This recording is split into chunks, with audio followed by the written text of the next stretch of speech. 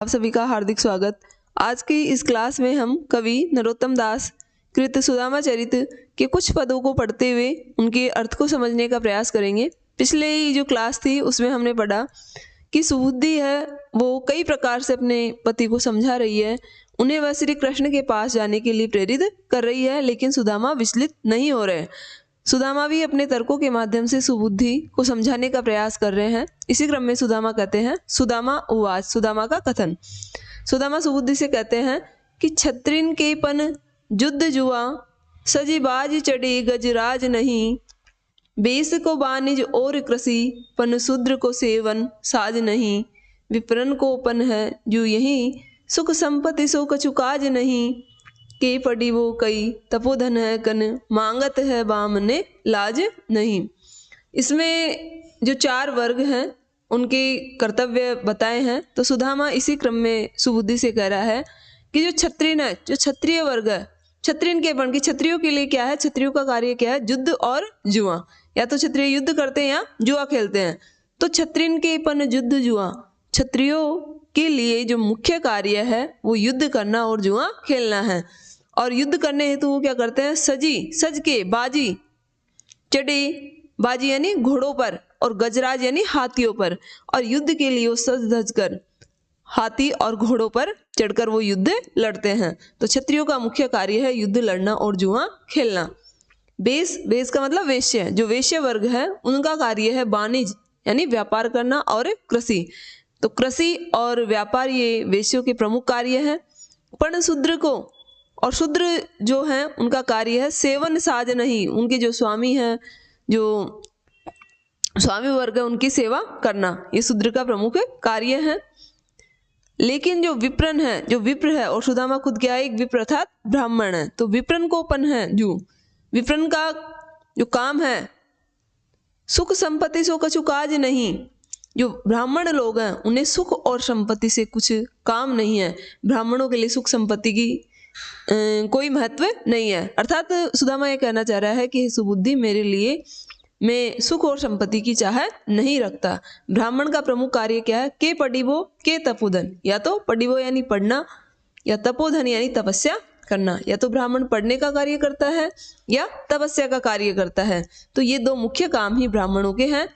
और तुम कह रही हो, सुबुद्धि ने पिछले जो पद में हमने पढ़ा था कि सुदामा को उसने उलाहना दिया था कि तुम जो अपने मित्र है द्वारिकाधीश, उनके द्वार पे नहीं जाते और दूसरों के द्वार पे कण मांगते डोलते हो, भिक्षा मांगते डोलते हो। तो सुदामा कह रहा है कि कण मांगत दाने मांगते हुए, भिक्षा मांगते हुए बामने लाज नहीं। जो ब्राह्मण है उसको कण मांगते हुए अर्थात भिक्षा मांगते हुए लाज नहीं आती, शर्म नहीं आती, क्योंकि ये तो ब्राह्मण का मुख्य काम है। तो के पढ़ी वो के तपोधन कण मांगत बामने लाज नहीं, या तो पढ़ना और या फिर तपस्या करना, ये ब्राह्मण के मुख्य कार्य हैं। और भिक्षा मांगने में भी ब्राह्मण को लज्जा नहीं आती। जब सुदामा ने इस तरह के तर्क रखे फिर भी सुबुद्धि हार नहीं मान रही है। सुबुद्धि फिर अपने तर्क रखते हुए सुदामा से कह रही है, सुबुद्धि उवाच, सुबुद्धि का कथन है, कोदो सवा जुरतो भरी पेट, न चाहती हूँ दधी दूध मिठोती, शीत बीतित गयो सिसिया तही हो, हटती पई तुम्हें न हटोती, जो जनती न हितु हरीसो, तुम्हें काहे को द्वारिका पेली पठोती, या घर ते न गयो कभू पिय, टूटो तवा अर फूटी कठोती। सुबुद्धि कह रही है कि हे स्वामी, कोदो होता है एक मोटा अनाज, जो बारीक बाजरा होता है उसको बोला जाता है कोदो, और सवा ये भी एक तरह का खाने का मोटो अनाज है। जुरतो भरी पेट, कि भर पेट के, अगर पेट भर करके हमें कोदो और सवा, हमें बाजरा और सवा भी मिल जाता, अगर हमें खाने मात्र के लिए भी अन्न मिल जाता, और कौन सा मैं ज्यादा अच्छे अन्न की भी चाह नहीं रखती, अगर कोदो और सवा, बाजरा और सवा भी हमें भरपेट मिलता, तो न चाहती हो, नहीं चाहती हो यानी मैं, दधी दूध मिठोई, मैं दही दूध और मिठाई की कल्पना भी नहीं करती। अर्थात सुबुद्धि ये कह रही है कि मुझे भी ज्यादा लालच नहीं है, मुझे केवल पेट भर के कोदो और सवा मिल जाता, इसमें ही मैं संतुष्ट हो जाती, मुझे दही दूध और मिठाई की चाह नहीं है, इच्छा नहीं है। लेकिन हम तो इतने गरीब हैं कि हमें तो पेट भरने के लिए बाजरा और सवा भी नसीब नहीं है। शीत बीतित, जो शीत ऋतु बीतित यानी बीत गई, कैसे सिसियाते हुए, हम करते हुए सिसियाते हुए सर्द ऋतु को बिता देते हैं, अर्थात हमारे लिए हमारे पास पहनने के लिए गर्म कपड़े भी नहीं है। अगर इस तरह से होता कि हमारे पास पेट भर खाने के लिए अनाज होता और सर्दी में पहनने के कपड़े होते हो, यानी मैं हटती पे तुम्हें न हटोती, न तो मैं हट करती और तुम्हें न हटोती, और नहीं हट पूर्वक तुम्हें श्री कृष्ण के पास जाने के लिए कहती। जो जनती न हितु, और जो यानी जनती न, मैं यह नहीं जानती, जनती न यानी नहीं जानती किस बात को, कि हितु यानी हितैषी है, हरि यानी श्री कृष्ण, कि श्री कृष्ण तुम्हारे हितैषी हैं या मित्र, अगर इस बात को मैं नहीं जानती तो सो तुम्हें काहे को, तो तुम्हें यानी तुम्हें काहे यानी किस लिए, द्वारिका में पेली जबरदस्ती पठोती भेजती। अगर मुझे इस बात का पता नहीं चलता कि श्री कृष्ण तुम्हारे मित्र हैं तो पेली पठोती जबरदस्ती काहे को भेजती, कि तुम्हें जबरदस्ती में द्वारका नहीं भेजती, क्योंकि बातों ही बातों में सुदामा ने सुबुद्धि को बता दिया था कि कृष्ण मेरे मित्र हैं। तो जब इस बात का मुझे पता चला तभी तो मैं तुम्हें जबरदस्ती श्री कृष्ण के पास भेजना चाह रही हूँ। या घर में न गयो कभू पिया, सुबुद्धि कह रही है अपने घर की दरिद्रता के बारे में बता रही है कि हे प्रियतम कबहू न गयो, इस घर से कबहू यानी कभी भी दरिद्रता नहीं गई है, क्योंकि हमारे घर की स्थिति क्या है, टूटो तवा, हमारे घर में टूटा हुआ तवा और फूटी कठौती होती है एक तरह की परात जिसमें आटा गूंदा जाता है। तो हमारे घर में तो जो रोटी सेकने का तवा है वो भी मतलब सही नहीं है, वो भी टूटा हुआ है, और जो आटा गूंथने की कठौती है, जो परात है, वो भी फूटी हुई है।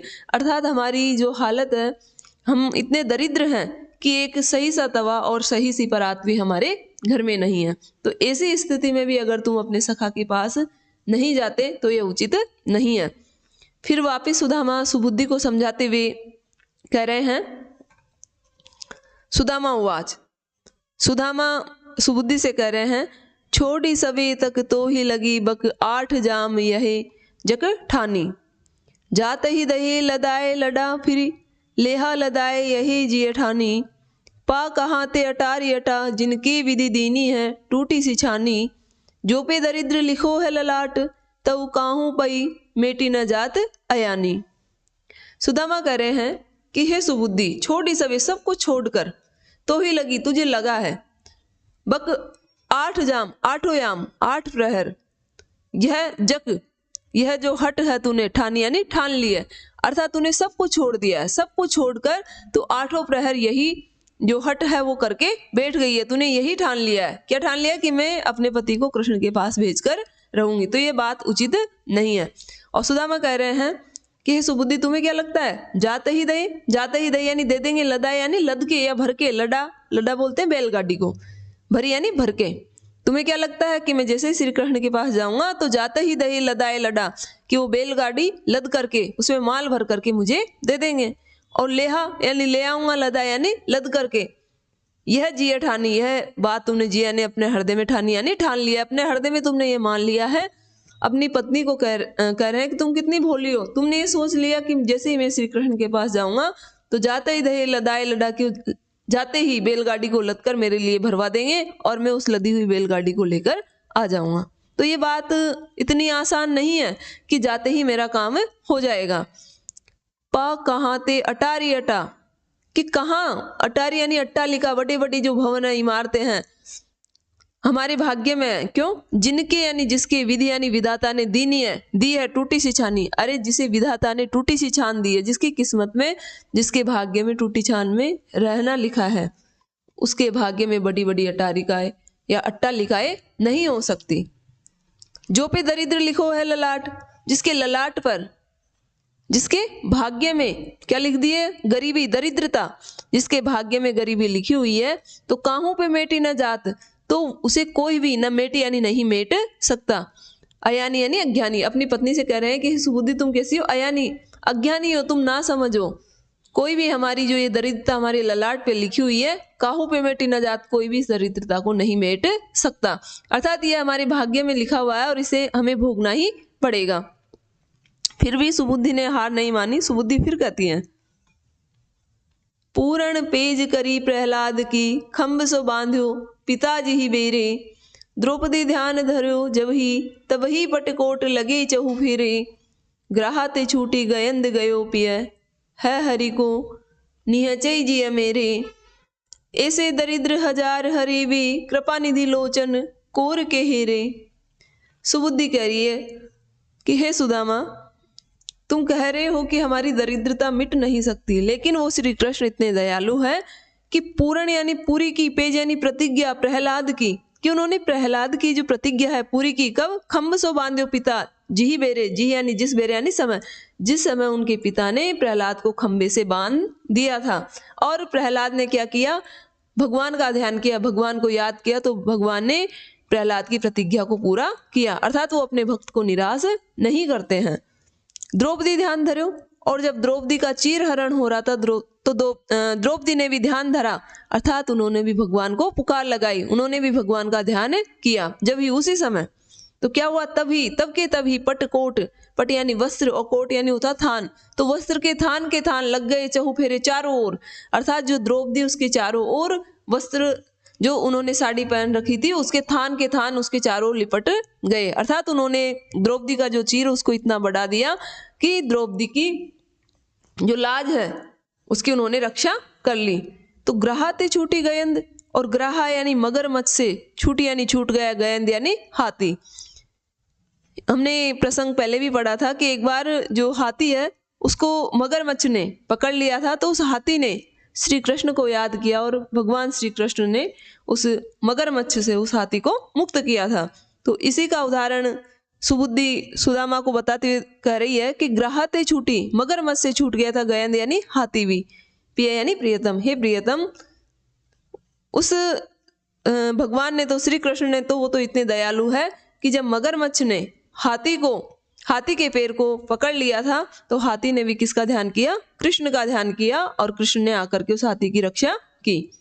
है हरि को निहचे जिय मेरे, मेरे यानी मेरे, जिय यानी हृदय में, निहचे यानी यह निश्चय है, यह दृढ़ निश्चय है, अर्थात मुझे मेरे हृदय से विश्वास है।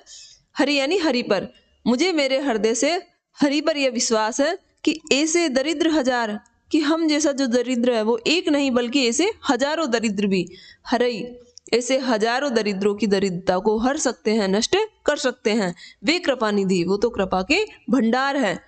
निधि यानी होता भंडार या खजाना, वे कृपा निधि, कि वो कृपा के भंडार श्री कृष्ण हमारे जैसे हजार दरिद्रों की भी दरिद्रता को हर सकते हैं। तुम तो हमारी एकमात्र हमारी बात कर रहे हो कि हमारी दरिद्रता हमारे भाग्य में लिखी हुई है और इसे भोगना हमारे किस्मत में है, इसको मेटा नहीं जा सकता। लेकिन श्री कृष्ण तो एक नहीं बल्कि हजारों जो दरिद्र लोग उनकी दरिद्रता को भी दूर कर सकते हैं। कैसे? लोचन कोर, लोचन यानी नेत्रों की कोर, कि वे अपने नेत्रों की कोर से हेरे यानी देख ले, एक बार वो अपने नेत्रों से हमारी तरफ देख ले, अपनी कृपा दृष्टि हमारी तरफ कर दे, उससे ही हमारी दरिद्रता खत्म हो जाएगी। आगे के पद अगली क्लास में पढ़ेंगे। आज के लिए इतना ही, धन्यवाद।